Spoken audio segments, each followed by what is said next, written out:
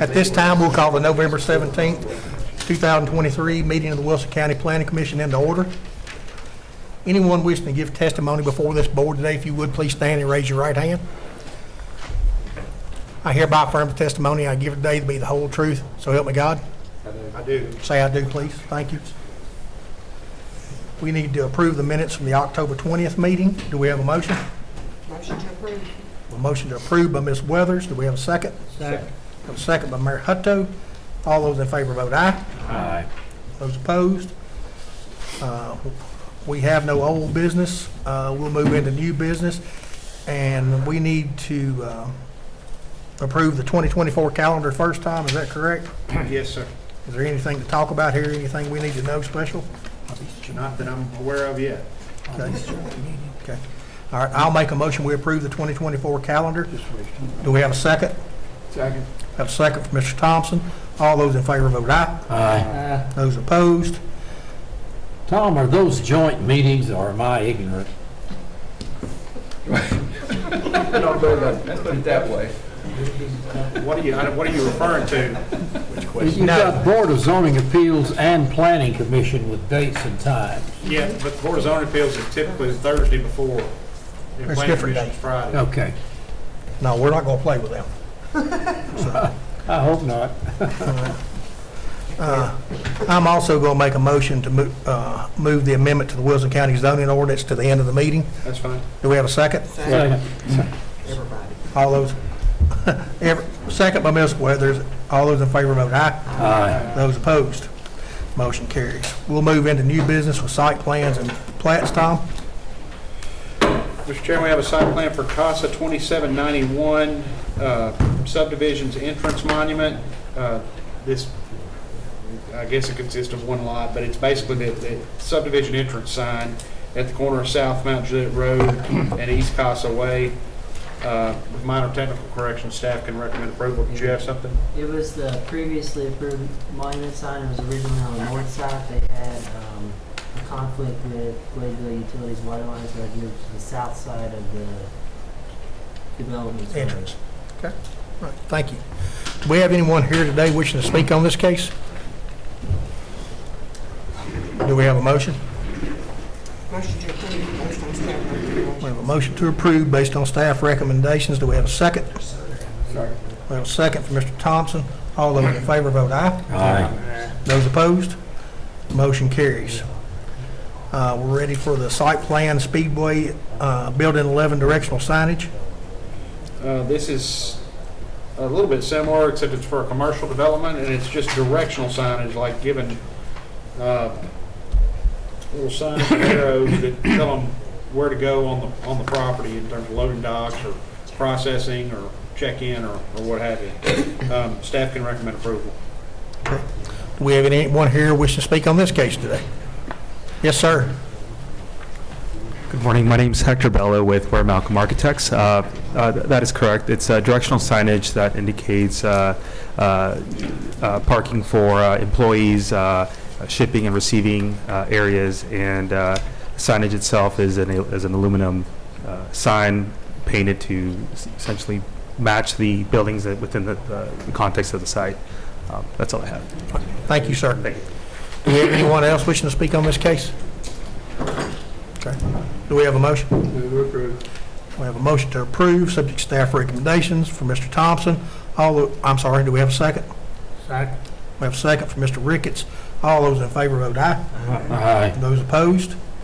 Motion will carry. We're ready for the preliminary on early estates. Mr. Chairman, this is a preliminary plat for Early Estates subdivision proposed. It's 48 straight zone district lots. It doesn't, to be able to do a clustering, you've got to have at least 50 lots, and this property does not afford that quantity of lots, so these are proposed to be minimum lot size lots throughout the subdivision, which are going to be at least 40,000 square feet. It is at the corner, or near the corner of Underwood and Sturts Ferry Pike, with the exception of one remainder home and parcel that I believe the same owner owns, that they're keeping out of the subdivision right at the corner, right here. If I can right there. The plat meets planning requirements for a preliminary plat. They will need to work with our stormwater office and engineer on drainage, as there are known drainage issues that affect this property and nearby properties if certain rainfall intensity or other quantity thresholds are reached.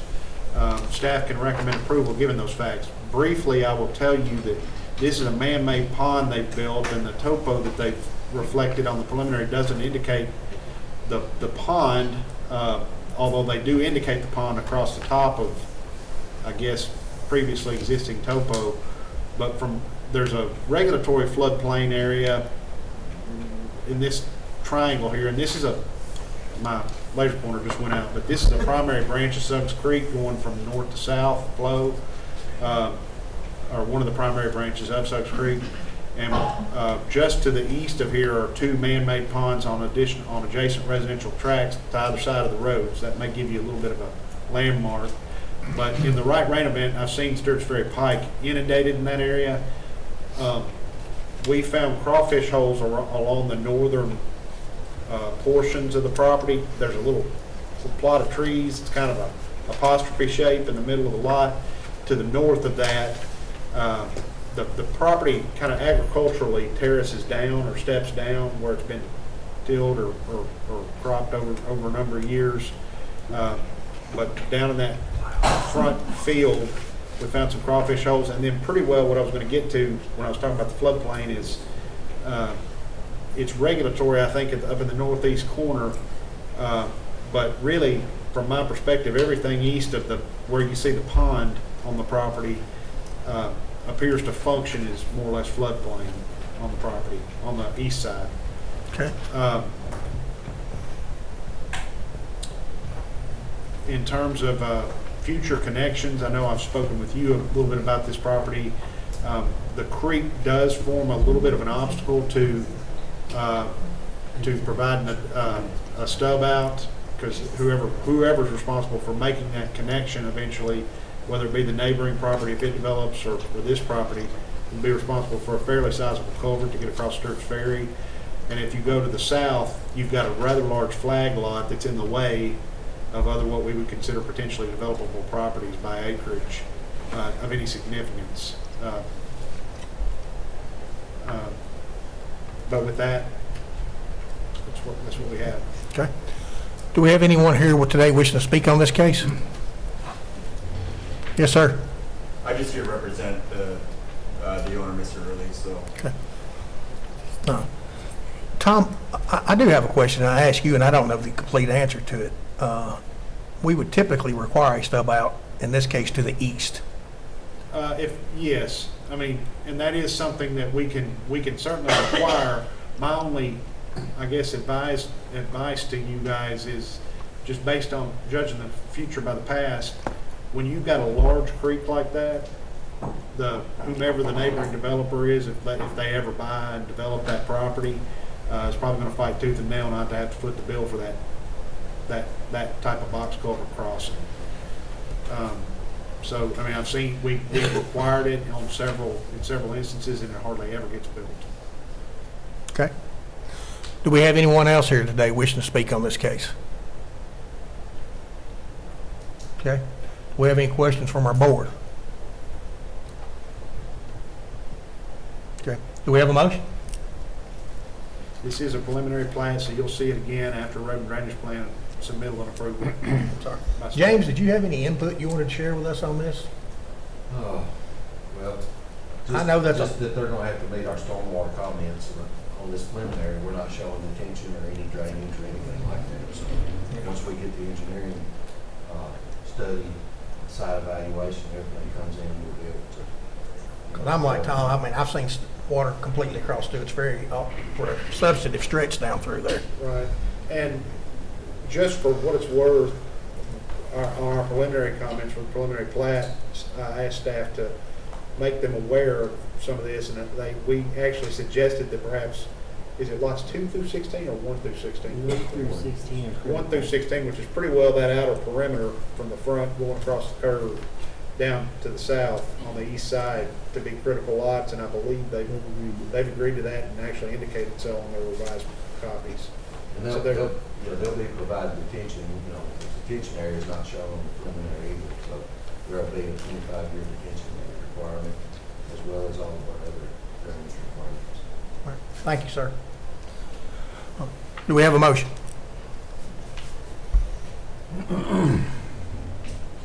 Motion to approve based on staff recommendations. We have a motion to approve by Ms. Weathers based on staff recommendation. Do we have a second? Second. Second from Mr. Noakes. All those in favor vote aye. Aye. And those opposed? That motion will carry. We're ready for the re-subdivision of the Coimac Pete's Estates on Burford Road, 4 lots. Okay, Mr. Chairman, this is a 4-lot subdivision being proposed on Burford Road, lots 7A and 9, having addresses of 1897 and 1938 Burford Road respectively. With minor technical corrections, staff can recommend approval. One thing we did ask them to do, they're splitting this from 2 lots into, I believe, 4, and on the larger westernmost lot that you see on the aerial, down at the front there's a forested area, and that forested area has got quite a few, look almost like man-made drainage ditches. They might have had something to do with the septic system at some point, I don't know, but there's 2 or 3 of them that are rather large ravine-looking type geologic structures or geographic structures, and we've asked them to remove the building envelope from that area down at the road and push it further back on the, I think, the easternmost lot. They did have a building envelope both in the back and in the front. We've asked them to move it out of there just because there are existing drains. There's the existing house you see on that easternmost lot. Down in the woods on the front lot, there's a manufactured home that's there. I don't know what their intent is as to whether or not they're keeping it, but there are 2 houses on it now. They're just looking at splitting it into 4 altogether. Okay, but it's 2 lots already. It's not, okay. Do we have anyone here today wish to speak on this case? Ms. Bowman? Hi, Beth Bowman, 2055 Bullets Ferry Road, District 6 Commissioner.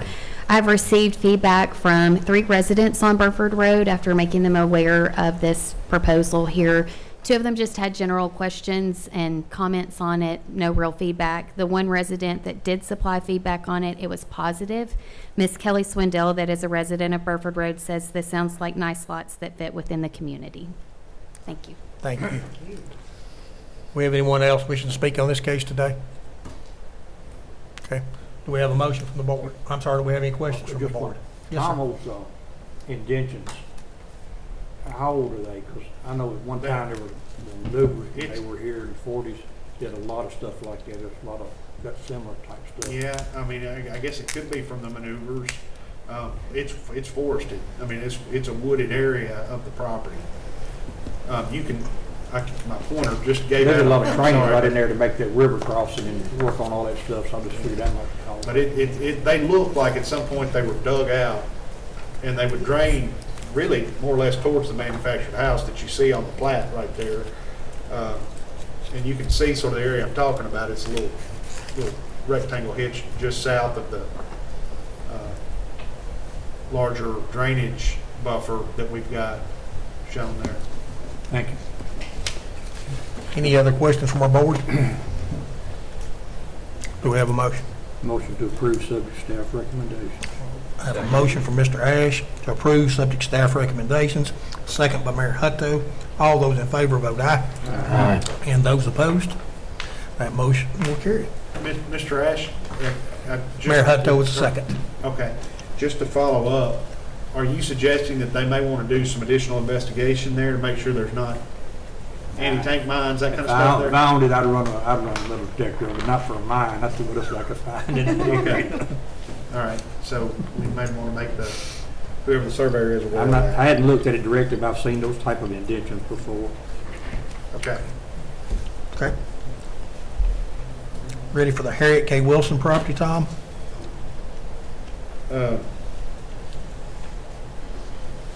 Yes, sir. With minor technical corrections, staff can recommend approval. Again, this is a preliminary plat on Greenbelt Road, consisting of 5 lots, and it meets preliminary criterion for plat approval. Okay. Do we have anyone here today wishing to speak on this case? Okay. Do we have any questions from our board? Do we have a motion? Move to approve, subject to staff recommendation. We have a motion to approve, subject to staff recommendations from Mr. Jewell. Do we have a second? Second. We have a second from Ms. Weathers. All those in favor vote aye. Aye. Those opposed? Motion will carry. We're now ready for the plats for affirmation.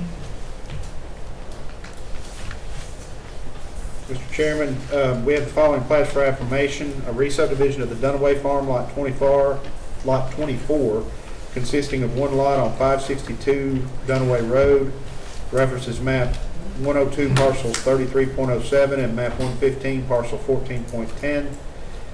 We also have subdivision of the Michael and Amy Bromley property, consisting of 2 lots at 6697 Greenvale Road, and referenced as map 165 parcel 4.01. Both of these have been approved in-house under staff approval as permitted by state law and this board, and we're just seeking your affirmation of our approvals. Okay. Anyone here wishing to speak on any of these cases today? Okay. Any questions from our board? Do we have a motion? Motion to approve. Second. We have a motion to approve, Ms. Weathers, second by Mr. Ash. All those in favor vote aye. Aye. Those opposed? That motion will carry. We are required per state law to get anyone here wishing to speak on any of these cases. We try to do it as we go along, but we do open it up at the end of our agenda, again, for people to speak if they are so inclined to, and I will entertain anyone. I'm sorry? We do have a couple of items left to talk about on the agenda. We moved one of them to the end, but, I understand. okay. Oh, well, I've started this, we're going to finish it. How about All that? right. Anyone has anything they want to get up and speak with us about, please take that opportunity to do so now.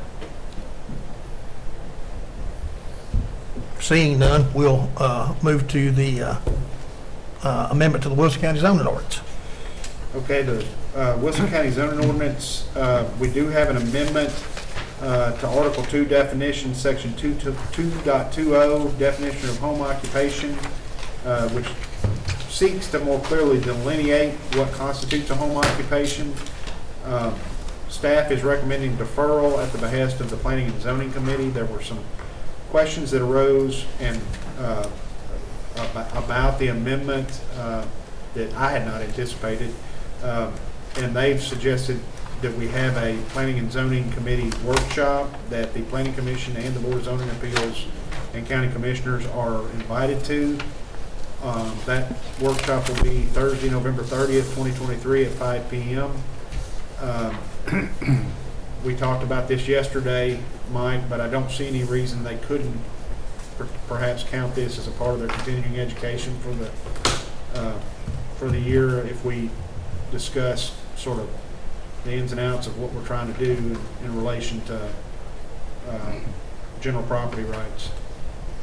What are you asking me to come on? Continuing education, allow them to count it towards continuing education if they come. Sure. Okay.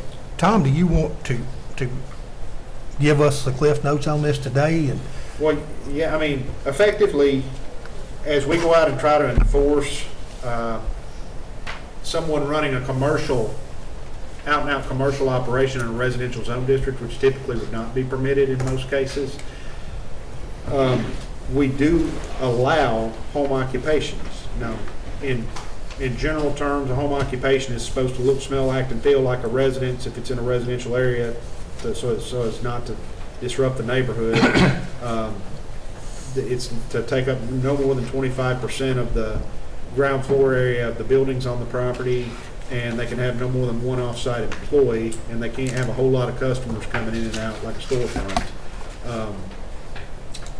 In trying to enforce that particularly over recent years, as sort of the culture and the economy has changed, we've got a lot more gig economy related business ventures that are going on, a lot more people that are trying to work from home remotely, even part of the week. things of that nature. So while we are getting more and more people working in more of like an office type use from home, where we're running into problems is some of the gray area. Maybe somebody's trying to run an HVAC contractor's office out of the home, and while the office might well fit within the definition of a home occupation, some of their trucks and their stockpiling materials on site may not.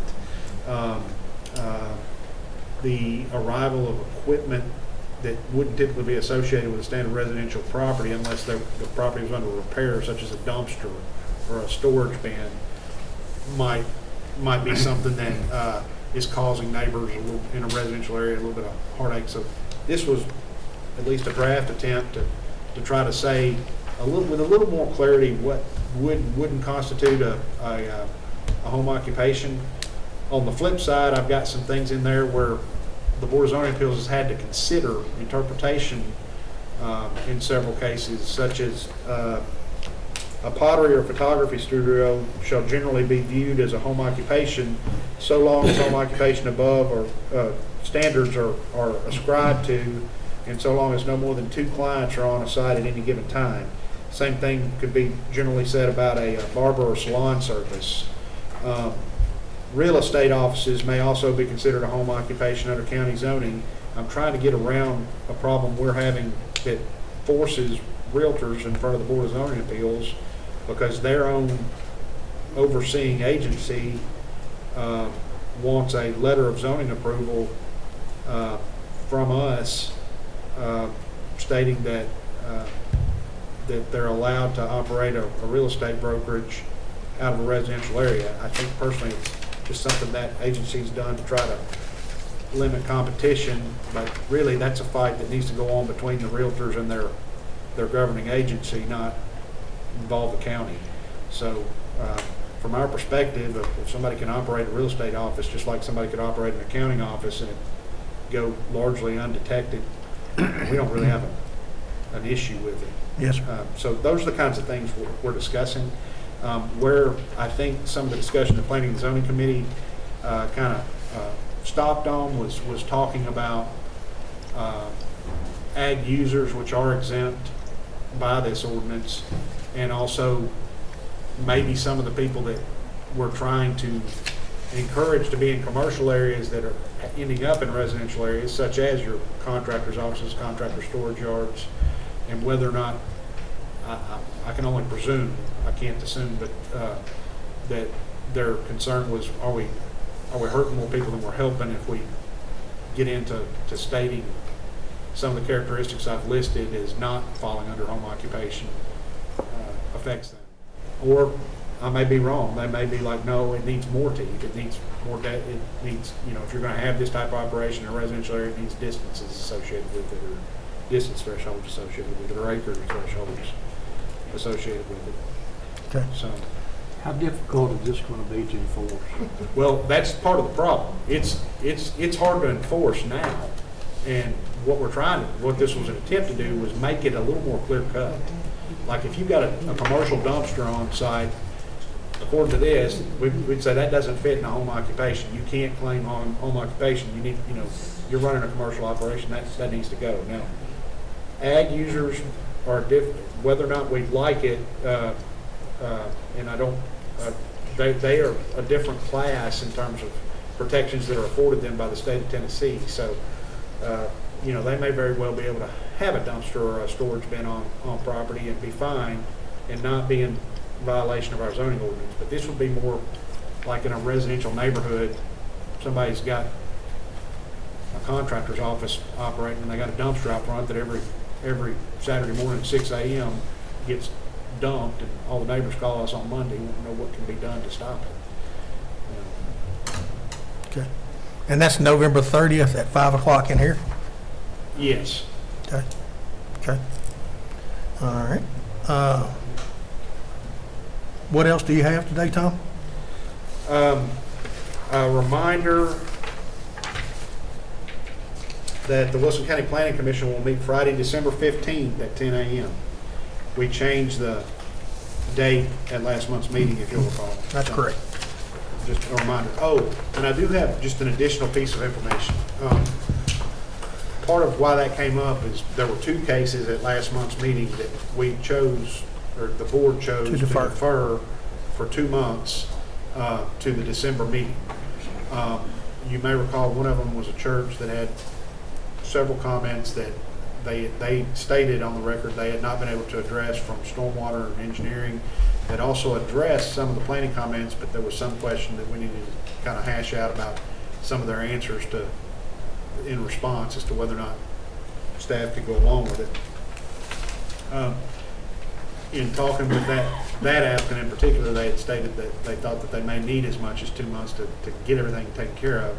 In the interim, we've been trying to reach out to the engineer of record, just to let them know, you know, we would like to get those comments addressed and begin conversation back and forth sooner rather than later, so we don't end up in the same situation as we did this month, or last month, whereby they come in with something they turn in 3 or 4 days ahead of time, and we've not had time to adequately review it. So we, about once a week, either I or my stormwater department or one of my staff members we're trying to reach out to the engineer. We've not had any response as yet. So we're a month in, and we've not had any response as yet. Additionally, it's come to light that the city of Mount Juliet has road right-of-way in front of this particular church, and they are proposing a pending road construction project that stands to affect some of the originally proposed drainage solutions that the church had proposed on their original site plan. And we've asked them to reach out to the city of Mount Juliet about that, as well as some of the traffic concerns that Mount Juliet may have in association with it as well.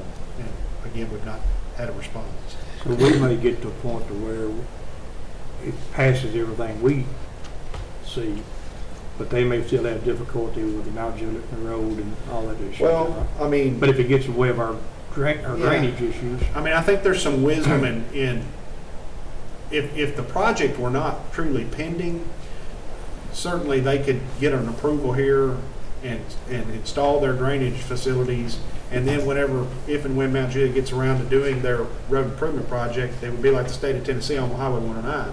They have to modify those drainage improvements to accommodate the new road. This one, we've been led to believe by Mount Juliet representatives that it's fairly imminent. And if that's the case, it doesn't make a lot of sense for them the church, to expend a whole lot of money with these drainage facilities in a place that doesn't make sense in relation to the road project. So that's why we've encouraged them to reach out to the city of Mount Juliet. Are we It's- dealing with the property mostly on Chandler Road? No, it's Is on. that in the it's on- county? It's on Old Lebanon Dirt Road. The Chandler Road is In the county? Old Lebanon Dirt Road is annexed into the city of Mount Juliet. Tom, how Yeah, are we I know going? that. I'm sorry. Sorry. I didn't mean to. I'm sorry, Mr. Johnny. Go ahead. I know that, Yes, sir. but Chandler Road is in the county, correct? Yes, sir. But some of the drainage facilities they've initially proposed are right down at the front corner along Old Lebanon Dirt Road. How are we to delineate what's pending and not pending, and what's coming and not coming? That's a fair question. I can't answer that, other than just what's been reported to us by Mount Juliet. Well, because there's 1,000 projects. I call them pie in the sky, and a few of them land, Yes, and a sir. lot of them They just do go have away. construction plans that they've forwarded to us, and I did in turn forward them to the engineer of record. Okay, okay. They've got them, and we can address that as we go. Okay. Mr. Chairman, I'll go along, I think, say something that supplements Tom, and that is, there's a whole lot of things that come together in 28 days. And I hope we can get there. But Tom's been letting the engineer know that he should be getting some stuff to us, and I've tried to keep their attorney informed, but there are a lot of things that come together between now and December 15th for y'all to be ready to vote on, in my opinion, and you may decide to vote on it anyway. Are they scheduled to come back again Next month. next month? Yes, you gave them a deferral of 2 months, Which is in what hopes they that they asked could for. get, Yeah. in hopes that they could get some of the issues addressed on paper on the plan, so that you guys knew specifically what you were voting up or down at the next meeting that they come to. My So it's- concern is time's wasting. It's likely they won't be ready to come next month. Well, it If that's just, the case, Mr. John, what we'll try to do is head that off to pass where we don't have to deal with it that morning. This will agreement to Yeah. the road. We'll try to head that off. So you'll know, But in fairness, That's what we I'm- tried well, I this don't, month. I'm kind of subject to their response. And we've diligently been trying to reach out to the engineer of record, which is what I'm entitled to do, or obliged to do, to see, you know, that even a response that they've received our request, you know, and we've not received that. so if you don't get any response by the 15th, we got to deal with them anyway? Well, my concern is they come in like they did in October with a revised set of plans and response comments 3 to 4 days out, and it may not be enough time for my engineer to adequately review, so on and so forth, and it kind of puts us in the position of at least some perception that we're unnecessarily trying to delay them, and that's not the case at all. So you're documenting all your phone calls and times? Trying to, yes, sir. And I think out of fairness to them, especially to Mr. Jennings, that you start to let them know that's how many times we've called and, you know. And they've been by email, so that there is an email train. I'll let his attorney know today too, you know. I'll put it like Tom did, when he said he's got the correct time to wait. So we gotta get on, if we're gonna get it received.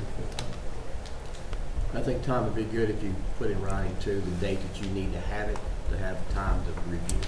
Yes, sir. That way they know that. I got that suggestion yesterday, and I think that's a good one. So my next email overture to the engineer will probably include some kind of date. Can we copy that to, I think the man was J.B. Jones, was that his name, the representative of the church? I don't have his email. I don't know who he is. Is he the person that was I speaking? think he's the one who spoke Okay. both months. Is that the associate pastor? Associate pastor. I don't remember his name, but he said he was associate pastor. Jesse's. I bet it's part of the record. If we could make sure they're getting it too. Okay. Okay. Anything else on that front, Tom? No, other than that, I depend on Mike to communicate with the attorney of And record. I'll do that again today. Can you give us? But is the church communicating with their attorney on this? I mean, Yeah. I'm gonna do this on the 15th, just me, but I don't wanna do it if it's not right. I mean, many of us had those sidebar conversations, we're gonna move on, but there's no sense in asking a bunch of folks to come up here again if it's not ready, if it's not. I don't disagree, and I just wanted you to be aware, we've not received any response to date, and a month of the 2-month period is passed. If we can jump ship just a minute, can you give us a update on where we're at on the land use plan, Tom? I have spoken with our consultant with GNRC, Greater Nashville Regional Council, and they owe us a calendar for effectively rebooting the land use plan update. They have indicated, I believe to me, and Mr. Skipper, who's chairman of the GNRC, indicated, as I've been reported to the mayor, that it would probably be after January 1 is when we'll start in earnest again. Okay. That doesn't, are we within a few months of having something to look at, or are we 6 I hope months so. out? I mean, until I see the calendar, I can't really answer that. Okay. But That's my fair. hope is to get it done sooner rather than later.